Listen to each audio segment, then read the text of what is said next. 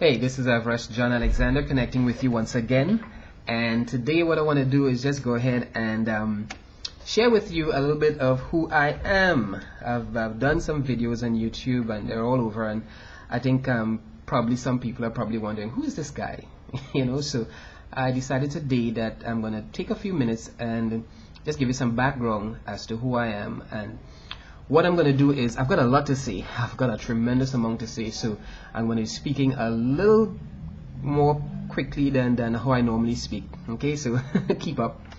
Alright, I'm going to give you my life in highlights and high points beginning from 1963, August 9th. I was born on the island of Trinidad and Tobago in the southern Caribbean, 7 miles off the coast of Venezuela.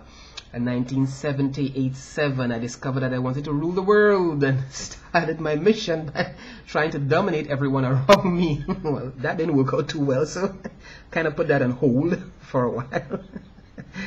I also ended primary school at that time, in Standard 1. My best friend was a guy called Stephen Ramkisoon. Great friend, a wonderful guy. He's very, very tall for his age, so we call him Big Bird after the Sesame Street character.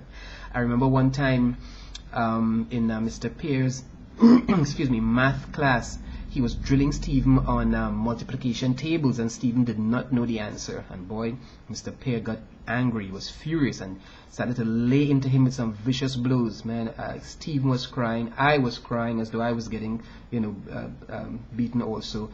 It's just a really, really great friend of mine, and I was really sorry to see that. Anyway, that was the life back then. It was at 7 years old that I also got my first paying job. Yay! I worked for 1 week with my two older cousins. We were clearing debris from a demolished house in our neighborhood, and I was paid $5.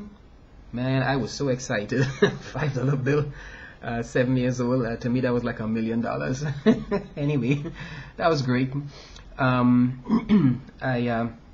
1972, age 8, almost 9, my mom left Trinidad for the United States, went to live in Brooklyn, trying to make a better life for us. Thank God that she did. That's why I'm here today. Bless God. 1974, age 10, Standard 5, my best friend was Anthony Parmesar. You got to understand that the population of Trinidad and Tobago is about 50% East Indian and about 50% African descendants. A few races, other races mixed in, some Caucasian, Chinese, Syrian, Lebanese, and so forth. So, for some strange reason, though, I always found myself drawn to people of East Indian descent. For some strange, they've always been my best friends ever since I knew myself. I just love the whole East Indian culture, the language, the food, the music. Everything about it. Don't know why. If I did know better, I'd say I probably was an East Indian in my former life. Anyway, let's see. Later on that year, I passed my common entrance exam, entered into secondary school, Belmont Boys Secondary School. Great school. Made some really good friends there. Anthony Nash, Richard Augustus, Anthony Carmody, Derek Rodney, Martin Ryan. Great guys. But of course, true to form, my real close buddy was a guy called Vishnu Sigulam. Unfortunately, Vishnu did not stay with us very long. He migrated to Canada, and so our friendship never really matured. But he did leave me his binder as a gift when he left, and I really appreciated that. 1979, age 16, sat the Cambridge O-level exams, got a passing grade in biology, my favorite subject, yay! English, language, and geography. Oh yeah, also my dad died around that time too. He was, boy, that guy abused me for 7 years of my life. It was the worst 7 years of my life. Went to live with my dad when I was about 9, and he died 3 weeks before my 16th birthday. It was physical and mental abuse. The guy almost beat me to death one time. The neighbors had to rush over and beg him to stop. It was horrible. It was terrible. Anyway, he died, and I celebrated. I was contemplating throwing a party and inviting the world to come celebrate with me, but didn't have enough money, so that never matured. About a year later, I did shed a tear when it finally dawned on me that my dad had died. Okay, there we go. After he died, I moved back to my old neighborhood in San Juan, a place called Febo Village around Lavental Road, excuse me, where I was reunited with my cousins and friends who I grew up with and were really close to. Eric John, Wayne Osuna, great guys who had names, nicknames like Crusher and Lion and Yum. These were my boys. Everybody was into the Rastafarian culture and lifestyle back in those days, and just to fit in, I started growing dread and eating ital, food with no meat, no salt, and just it was that just was the culture back in those days, So it was Rastafari. You almost worshipped Bob Marley. It was nice times though, nice times. Anyway, 1980, age 17, went back to school where I met my future wife. Yay! Lady Lorraine Alexander. The woman of my dreams. She's mixed, mostly East Indian, about 75% East Indian. Big surprise there, right? Started hanging out with her clique, which consisted of her cousin, Debbie, and a close friend, Shanti, whom we're still close with up to today. Great people. 1981, age 18, made some really good friends that first year when I went back to school, when I went to San Juan Private Secondary School. People like Daryl Stewart, Carleen Villarreal, who later became Carleen Stewart. Go Daryl, go yay. Rolson Rampol, Adrian McFarlane, Michelle Colastic, Petra George. Great. The best friends a guy could have, I tell you. Of course, there were many others, too numerous to mention. People like Cheryl, Jillian, Wendy, Kenwin, Brigadier Map.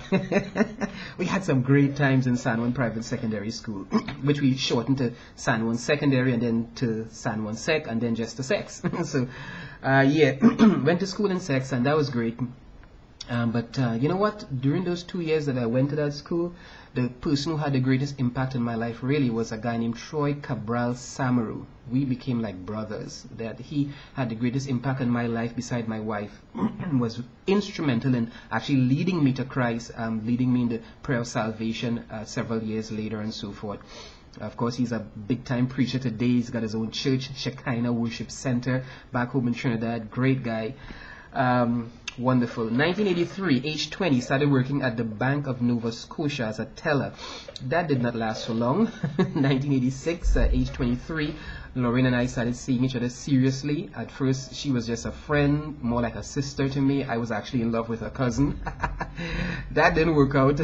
But after 6 years of being best friends, just, I don't know, out of the blue, suddenly I just saw this girl in a totally different light. We started going around and one thing led to another. And 1987, age 24, we had our first baby boy, Ishmael Andrew Alexander, mighty man of God.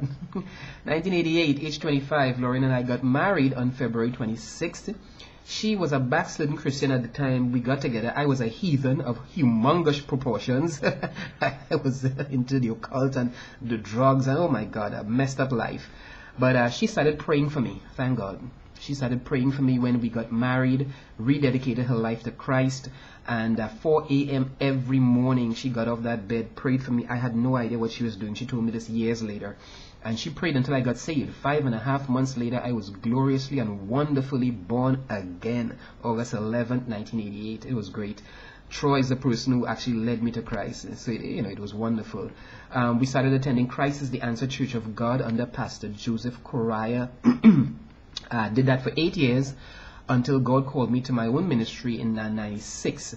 But back in 1990, age 27, Lauren and I had our second baby, a girl, Alicia Jade Alexander, mighty woman of God. Hey.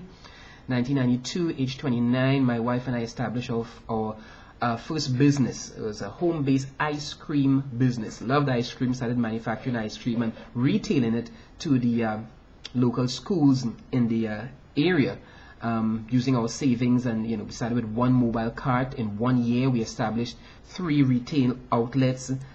We were doing absolutely wonderful. We actually began wholesaling to the Trinidad Hilton, and that was a standard of the ice cream that we were producing. I need to continue this in the second video, so tune in. This is Everest John Alexander thanking you for spending this time with me. Tune in to part 2 and I'll continue right where I left off. Thanks for listening.